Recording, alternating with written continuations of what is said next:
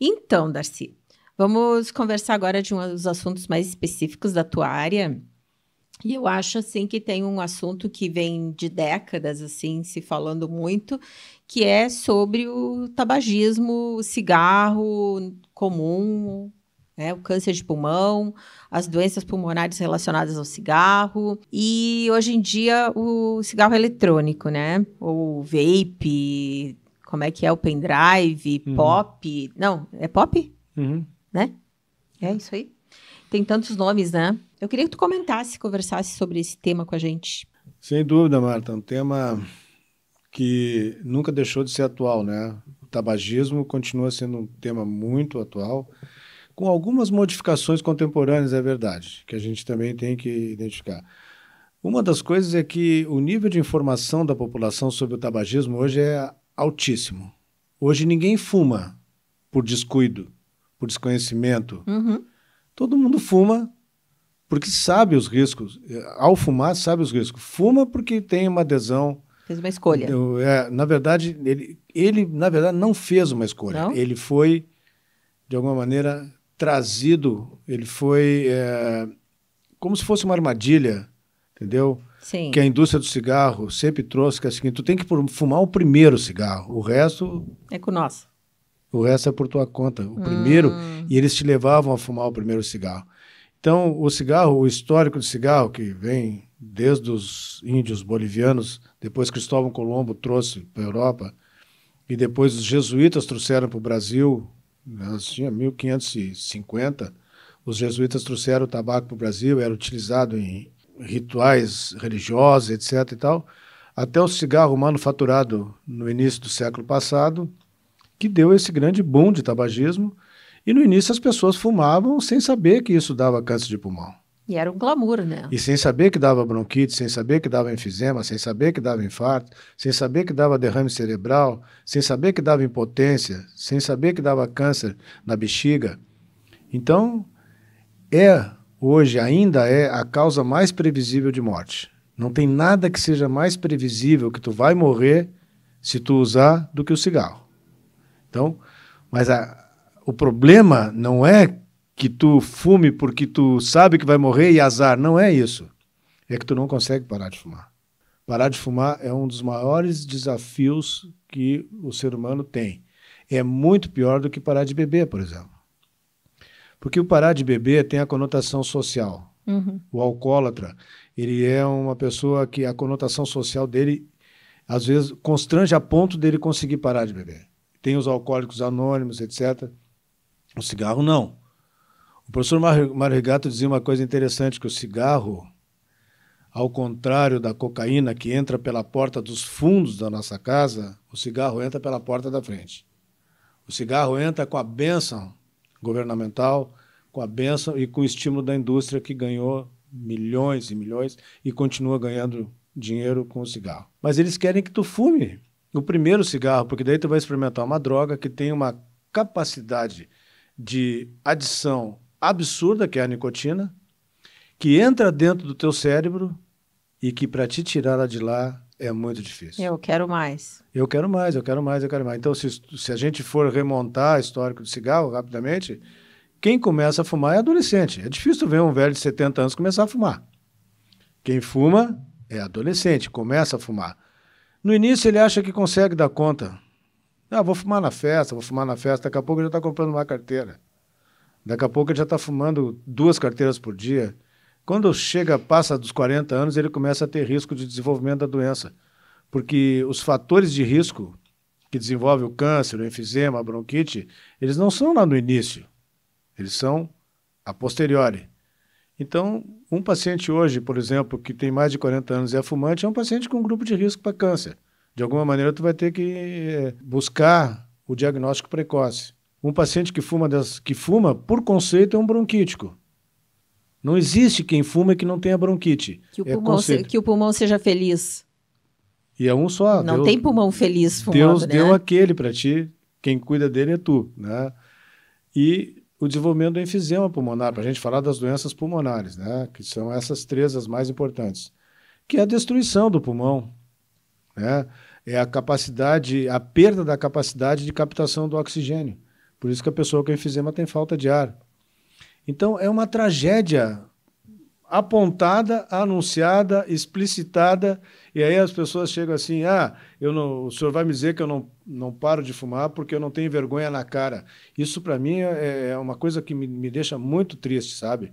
Eu sei que não é porque ele tenha ou não tenha vergonha na cara, é porque ele não consegue. E um erro médico absurdo que eu já vi várias vezes é o médico dizer, se o senhor não parar de fumar, nem me apareça mais aqui. Ah, é verdade, já vi. Isso é abandonar. E médico abandonar paciente é uma tragédia. Então, tu tem que estar junto, porque também já é provado que o maior fator de capacitação de abandono do tabagismo é o médico. É o médico. Então, o médico tem que estar do lado do tabagista. Então, o tabaco, hoje em dia, ele tem algumas coisas interessantes. A primeira é de que há um declínio na incidência de tabagismo na população classe A e B, que é a população que tem acesso à informação, certo? Então, essa população começou a parar de fumar. Se tu for ver, vamos pegar o exemplo da nossa turma de faculdade. Quantos fumaram ali?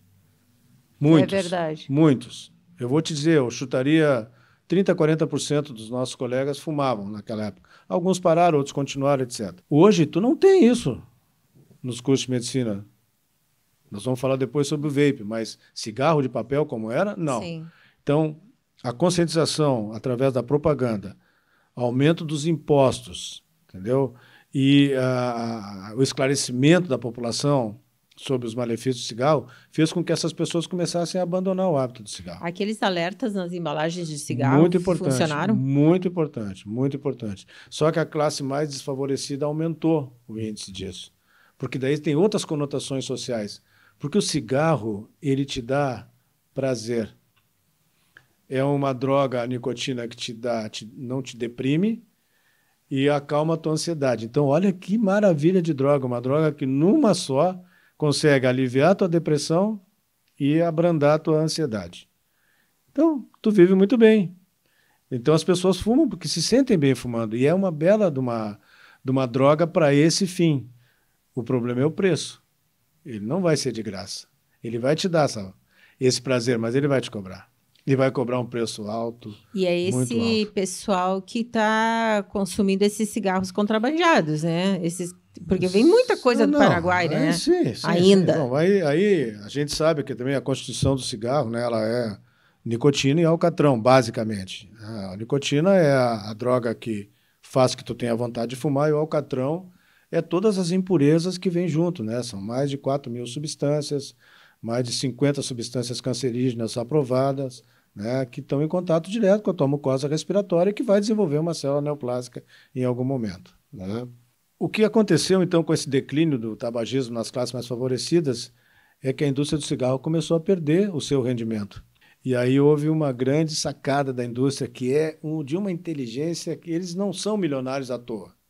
Vou lhe dar um cigarro que só tem nicotina. Olha que maravilha. É a maravilha das maravilhas, né? Isso vai lhe proporcionar a possibilidade de o senhor parar de fumar. Porque o senhor vai fumar só nicotina, daqui a pouco o senhor vai parando e para. E aí entra o cigarro a vapor. Que não é nada disso. Que não é nada disso. Ao contrário, é uma outra armadilha.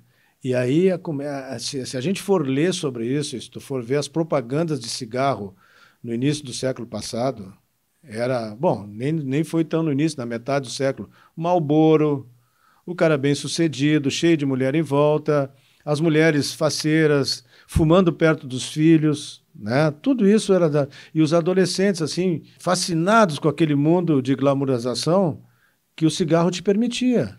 E é sim, produzido pelas agências de marketing, né? E aí o que aconteceu agora? Quando entrou o vape, as mesmas propagandas para o vape, para o cigarro a vapor. E a tragédia estabelecida é que essa população que está aderindo ao cigarro a vapor são os jovens. De novo. De novo. Então nós estamos assim, nós vamos possivelmente ter uma epidemia de doenças respiratórias que inclui o câncer de pulmão nessas pessoas que estão fumando cigarro a vapor hoje. E a indústria retoma o seu crescimento, porque cigarro a vapor é cigarro para quem tem dinheiro. Então, a classe A e B, que estava se livrando dessa tragédia anunciada, está voltando agora através da fumaça do cigarro a vapor. Porque legalmente ele não poderia... Não pode. Não, no Brasil ele é proibido, né? Ele é proibido a divulgação, proibido a venda, proibido o consumo em ambiente fechado, ele é proibido. E cumpre-se isso. É realmente assustador o que está acontecendo em relação ao cigarro a vapor. Porque além de ter todos esses problemas de desenvolvimento de doenças respiratórias, como a bronquite, a enfisema, o câncer de pulmão, isso ainda não apareceu porque o tempo de uso do cigarro a vapor ele é muito curto. Isso vai acontecer daqui a 10, 15, 20 anos. Aí que a epidemia vai se tornar ascendente. Então, hoje, as pessoas estão iludidas por essa questão de fumar um cigarro que pretensamente é inocente, e não é. As substâncias que constituem esse cigarro, elas têm a base da nicotina, que no início era pouco, daí não conseguiu vender, muitos começaram a botar mais nicotina. Botar mais nicotina. Hoje eles usam sal de nicotina, que é quase uma nicotina pura, né? E que dá uma adesão absurda de neurotransmissores, porque tu entra dentro do teu cérebro aquilo, e também se provou que a nicotina, que parecia tão inocente, hoje ela é capaz de modular células e tornar essas células cancerígenas também. Então, não tem como escapar. E eles botam o sabor, né, para atrair um público mais... tudo que é sabor, etc., porque mais infantil a nicotina até, pura é intragável. Intragável chega a ser... Dá a impressão que é uma coisa mais infantilizada, assim, que até criança pode fumar, né? A fila de adolescentes na Europa para comprar vape é um absurdo, chega a rodar quarteirão. Tem relato de colegas que viajam muito e trazem esses relatos para cá. Então, nós estamos frente a uma segunda epidemia do tabagismo agora na linha do cigarro a vapor. E esse cigarro a vapor, diferente do cigarro manufaturado, ele tem apresentado alguns casos de uma doença que é uma injúria respiratória aguda, que leva à morte, que é o chamado EVALI, que é uma sigla em inglês, e existem pacientes que morreram já, decorrente, jovens. Já existem casos, relatos de transplante de pulmão, porque não tem cura para isso. Depois quais são os sintomas assim, dessa doença? Os sintomas são os sintomas são os mesmos sintomas de qualquer doença respiratória. Tosse, dispneia, dor torácica, né, chiado, associado a sintomas abdominais também. Pode ter dor abdominal, pode ter diarreia, febre, etc. Então, é uma catástrofe. É uma catástrofe. Realmente, assim, não é nada de inocente. Tem uma glamorização. E quem fabrica isso são as mesmas empresas que fabricam os cigarros, sim, a Souza Cruz da vida, sim? Claro. Eles têm a matéria-prima, né, que é a nicotina. Pode mudar o nome, mas o dono é o mesmo. O dono é o mesmo. E isso vai desenvolver essas doenças, né? E a tragédia dessas doenças, uma delas é o câncer de pulmão. Que não é uma doença... Porque às vezes tu vê aquele fumante, né? Que ele dizia assim, não sei, tu principalmente deve ter ouvido muito mais vezes que eu. Mas a gente tem que morrer de alguma coisa, né? Todo mundo morre de alguma coisa. É o drogadito, né? Isso é uma conversa de drogado, entendeu? Mas porque assim... ele não quer perder o prazer dele. E tu tem que entender isso aí, né? Nós estamos frente a um doente. Ele é um dependente químico, né? Ele é um dependente químico, aí que eu queria chegar, né? É um dependente químico. É um dependente químico, sem dúvida nenhuma. Isso assim, isso é conceitual isso. Há uma dependência química no cigarro. Por isso a dificuldade de parar também. Exato. Né? Ele é muito difícil de parar. É muito difícil de parar. E funciona aqueles adesivos, assim? Funciona. Funciona adesivo, funciona antidepressivo, funciona ansiolítico. E tem uma coisa que eu faço também no meu consultório, que é uma coisa até interessante, porque é uma maneira que eu mostro para o paciente. Todo mundo que quer parar de fumar, que chega na minha frente, ele diz assim, doutor, eu quero parar de fumar e eu preciso que o senhor me ajude. E eu digo, não vou conseguir. Mas por que, doutor? O senhor não é médico? O senhor não estudou para isso? Estudei, sou médico, estudei para isso, mas essa eu não vou conseguir te ajudar. Sabe por quê? Porque tu não disse a palavra certa. Tu não disse eu vou parar, tu disse eu quero parar. Quando tu diz eu quero parar, tu está transferindo para mim e para o adesivo, para o antidepressivo, a responsabilidade que tu sabe que tu não é capaz de assumir. Então vamos mudar a conversa. Se tu chegar para mim e me disser, doutor, eu quero parar de fumar e preciso de ajuda, aí tu decidiu. E aí o cigarro, aí as drogas que ajudam na abstinência vão ser efetivas. Os adesivos, o antidepressivo, o ansiolítico, vai te ajudar, porque tu vai ter um período de abstinência.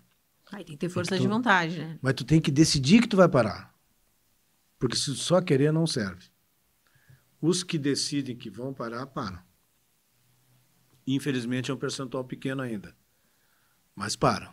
E os que querem parar, não adianta.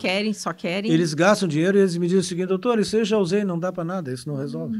Claro que não resolve, tu não quer parar. Decisão de ano novo, né? Isso Vou aí, parar de fumar. Essas coisas, entendeu? Mas eu acho que o médico, sabe, ele deve ter uma postura proativa para ele. Uhum. Porque é complicado tu dizer para um paciente, tu está treinado para ajudar as pessoas, tu dizer que eu não vou te ajudar, mas ele é uma maneira de conscientização. E o câncer de pulmão é uma doença epidêmica, né? Nós temos uma epidemia de câncer de pulmão ainda. Nós temos hoje... A causa maior ainda são homens fumantes? Homens e mulheres, né? Homens e mulheres. O tabagista, sim. As mulheres fumam menos, agora estão fumando mais. Mas o câncer de pulmão é a maior causa de morte por doença neoplásica no homem, apesar de não ser o câncer mais frequente no homem, que é a próstata, né? Uhum. E ele é a segunda ou terceira da mulher, dependendo disso, se é colo de útero ou mama, na frente do câncer de pulmão. Mas hoje o câncer de pulmão tem um problema gravíssimo no câncer de pulmão, porque quando ele é curável, ele não tem sintoma. É o perigo das doenças silenciosas. E ele é muito silencioso. Então, tu junta um doente que gosta da droga, uma doença silenciosa e um médico que não é capaz de fazer diagnóstico precoce, isso explica por que de cada 10 pacientes que têm câncer de pulmão, 8 vão morrer em 5 anos. Mas o paciente, com que frequência chega um paciente assim preventivo? Doutor, eu sou fumante, não sinto nada e vim aqui para ver se por acaso eu tenho câncer de pulmão ou como é que está o meu pulmão. Não é infrequente. Para quem é especialista, não é infrequente. Não, tem. Não. Mas o problema é que isso não é um paciente para especialista. Isso é um paciente para qualquer médico. Qualquer paciente que tenha mais de 50 anos, que é tabagista ou foi tabagista ou é tabagista passivo, esse paciente tem que fazer algum exame de rastreamento.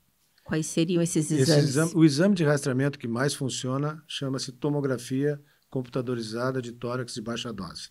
Esse exame ele é capaz de diminuir, se tu fizer nessa população de pacientes de maneira compulsória, né, ele é capaz de diminuir a mortalidade da doença em 20%. Isso é mais do que qualquer outro tipo de método de prevenção. Interessante. Entendeu? Então, o rastreamento hoje em dia faz parte do consultório até do teu, Marta. Se tu identificar um paciente oftalmológico que tenha o hábito de fumar... E tem muita doença ocular relacionada com o tabagismo também, né? A sugestão é que tu tenha que fazer uma tomografia. Eu orientar esse paciente a fazer uma tomografia.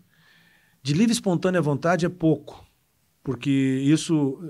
Mas o empurrãozinho eles vão. No ideário do paciente, se ele for e descobrir uma coisa, é aquela máxima, né? Eu não vou procurar porque eu vou acabar achando, né? Mas isso obviamente, que é uma coisa, não é inteligente, e é possível de acontecer numa pessoa que tem uma dependência química. Então, eles negam isso. É difícil tu levar um paciente para fazer tomografia, etc. Não é bem assim. Existem programas, né, que fazem a chamada busca ativa, que tu identifica a população e conclama eles para fazer o exame da tomografia. Se tu disser para o paciente que esse exame é feito para descobrir se tem ou não tem câncer, ele não faz, a maioria deles não faz. Então, a gente usa algum subterfúgio. Um deles é dizer que o senhor vai fazer um exame para ver como é que está a saúde do seu pulmão. E esse exame eu posso dizer para o senhor que eu vou avaliar se o senhor tem enfisema, se o senhor tem osteoporose, se o senhor tem doença coronariana, porque tu faz o índice de cálcio com isso aí, entendeu? Eu vou saber... Tudo é verdade. Se o senhor tem fibrose pulmonar e até ver se o senhor tem alguma mancha, alguma coisa. Então, aí ele vai. Aí ele vai. E aí o diagnóstico precoce do câncer de pulmão é, hoje, a única maneira de curar a doença. E cura a doença cirúrgica ou tem algum outro tipo de tratamento aí? Nós temos hoje, felizmente, mecanismos de tecnologia por métodos de imagem de fazer o diagnóstico precoce da doença, entendeu? Então, se tu faz o diagnóstico precoce no estágio 1 da doença e esse paciente puder ser operado, tiver condições cardiorrespiratórias para ser operado, essa é a chance de cura dele. Talvez a única chance de cura real. Mas, se tu não fizer o diagnóstico nessa fase inicial, nos estágios mais avançados, tu tem a possibilidade de contar com novas drogas hoje para tratamento do câncer de pulmão. Desculpa, que revolucionaram, de alguma maneira, a terapêutica oncológica do câncer de pulmão. Há uns 10 anos atrás, mais ou menos 15 anos atrás, um paciente que tivesse metástases, ele tinha uma sentença de morte. Ele não ia sobreviver, vai morrer. Hoje não, porque se descobriu algumas coisas interessantes nisso. Um deles é a terapia-alvo, em que tu faz, na verdade, um tratamento com uma droga que ela é capaz de destruir aquela célula. Porque tu encontrou naquela célula... um tratamento direcionado. Tu encontrou naquela célula uma mutação que responde ao tratamento que eu vou te dar, em algumas vezes, por via oral. Então, essa é a chamada terapia-alvo. É como se tu fizesse um antibiograma num paciente que tem uma infecção. Se tu descobre a bactéria e tu sabe o antibiótico que ele é sensível, tu vai matar melhor. A outra coisa é quando tu faz tratamento de antibiótico de amplo espectro, tu não sabe o que tu está tratando. Dá um tiro. É o que se faz com a quimioterapia convencional. A quimioterapia convencional, o que ela faz é matar as células. Mas ela mata a célula boa e mata a célula ruim. Então, o índice de cura com quimioterapia convencional é menor. Mas o grande diferencial hoje no tratamento é a imunoterapia, né? Porque é o tratamento mais inteligente. A imunoterapia ela é um tratamento que promove a ação das tuas células de defesa, das tuas células T, dos teus linfócitos, entendeu? Que estão sendo destruídos pelo tumor. Então, se descobriu uma droga que é capaz de matar a proteína que está estimulando as células cancerígenas a matar as tuas células de defesa. E aí tu vai lá e dá uma droga e essas proteínas, achando que estão matando a célula cancerígena, estão matando o remédio. E nossas células começam a se reproduzir e nos defender. Os resultados com isso são absolutamente fantásticos. Os pacientes estão se beneficiando hoje de respostas terapêuticas muito importantes, com resposta patológica excelente, que a gente nunca teve. Coisa boa, maravilha muito de notícia. Bom. E tudo dentro de uma maneira diferente de enfrentar o câncer de pulmão. E a gente já tem hoje desenvolvimento de vacinas também, em que tu, com as células do próprio paciente, vai fazer o sistema imunológico dele reagir à presença de células cancerígenas e, com isso, tratar a doença sistêmica. Mas a grande mensagem, né, é uma mensagem de alento se a gente perdeu o time do diagnóstico precoce, então já não é mais uma sentença. Nós temos vários pacientes que têm doença crônica e que tratam o seu câncer como se trata hipertensão, diabetes, assim por diante. Isso é uma realidade hoje. Sim, nós estamos no futuro. Já. O futuro é hoje. O futuro é hoje. Agora, ainda não se descobriu, né, uma maneira mais efetiva do que a cirurgia para o diagnóstico e o tratamento da doença na sua fase mais precoce. Porque a cirurgia ainda é capaz de tirar o tumor e a sua drenagem linfática. Fisicamente ali, né? Isso. Ainda essa... Não sei quanto tempo isso vai durar, né? Algumas pessoas, não me lembro quando isso começou a ser mais estabelecido, eles diziam o seguinte: vocês nunca mais vão operar câncer de pulmão, porque já descobriram os remédios que curam a doença. Isso é a mesma coisa que a tuberculose. Na década de 40, quando a streptomicina surgiu, a cirurgia da tuberculose acabou, porque tinha um remédio que matava o bacilo da tuberculose. E os índices de cura ficaram excelentes. A cirurgia torácica, como especialidade, nasceu tratando de tuberculose. No tempo da tuberculose. E depois... Com a biografia. Por uma contingência temporal fortuita, na medida em que se descobriu a streptomicina, as pessoas começaram a fumar mais. E aí começou a aparecer o câncer de pulmão. E aí foi uma epidemia do câncer de pulmão. Mas hoje, com essas novas drogas e tal que está descobrindo, não tem como comparar a cirurgia da tuberculose com a cirurgia para o câncer de pulmão, porque a célula tumoral não é o bacilo da tuberculose, que é um bacilo vagabundo que não consegue sobreviver 2 minutos no ar. Entendeu? Agora, a célula cancerígena, não, essa é muito inteligente. Tanto é que hoje, se tu for a gente que vive dentro desse cenário, Cada vez que tu acha uma droga para matar aquela célula, o tumor, a célula acha uma resistência. Aí tu tem que pegar outra droga. É uma briga de rato e gato, entendeu? Tu fica buscando, eles ficam... As células... Ah, tu matou essas aqui? Ah, mas tem uma aqui que resistiu. Ah, Vai essa ver. tu não vai matar, volta o tumor. Aí tu vai lá, tem resistência. Outra droga. A indústria fica atrás de drogas, mas de toda maneira não interessa. A pesquisa serve para isso mesmo. Exatamente. Entendeu? Então as pessoas vão se beneficiar desse tipo de estratégia terapêutica, porque é a única maneira que tu tem de combater isso aí. Então vamos voltar para o início. Lá, quando tu tem 12, 13, 14 anos, não bota o cigarro na boca, porque senão é uma roleta russa. Não precisa passar por nada disso. Não. E, infelizmente, hoje a gente também está vendo um crescimento de casos de pessoas que não fumam, né? Pois é o que a gente conversou em relação antes a mulheres que não são fumantes, né? Sim, existe isso. Existe mais frequente em mulheres brancas não fumantes, né? Nós estamos vendo hoje pacientes muito jovens com câncer de pulmão, abaixo de 40 anos, possivelmente por uma modificação genética que nós estamos passando, que ainda não se sabe bem com clareza, questões alimentares e questões de poluição atmosférica. Esse cuidado com a atmosfera, etc., esse cuidado ecológico, essa maneira como o mundo está vivendo essas catástrofes, de alguma maneira se espelha dentro do surgimento de câncer. Daí não é só do pulmão, mas o pulmão ele tem uma característica diferente dos outros órgãos. O pulmão é o único órgão vital que tem contato direto com o meio externo. É o único contato, é o único órgão que tem. Entendeu? Verdade. Não tem nenhum outro órgão que tenha contato com o meio externo como tem o pulmão. Então, ele é um órgão que tem um sistema de defesa muito bom, mas ele é invadido. Tu está toda hora respirando. Poluição, entendeu? Poeira, tudo vem para dentro do teu pulmão. E aí tu tem que te defender. Nós temos o exército de macrófagos, que é um exército mais potente que o exército dos Estados Unidos, talvez. Mas ele não é capaz de defender tudo, né? Então, o desafio do dia a dia de quem cuida desse tipo de doença, Marta, é um desafio realmente assim muito sério, muito difícil, mas a gente tem bastante arma para combater.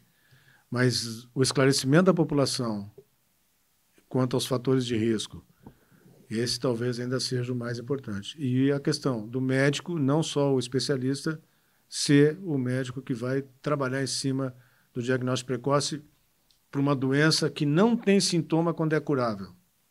É um paradoxo? Não. Não. Não. Ela está quietinha, pequenininha, iniciando. Tu imagina, não tem como tu ter sintoma de uma doença dentro do pulmão. Se ela não alcançar o brônquio, não alcançar a parede torácica, não alcançar o vaso, não tem como tu ter sintoma.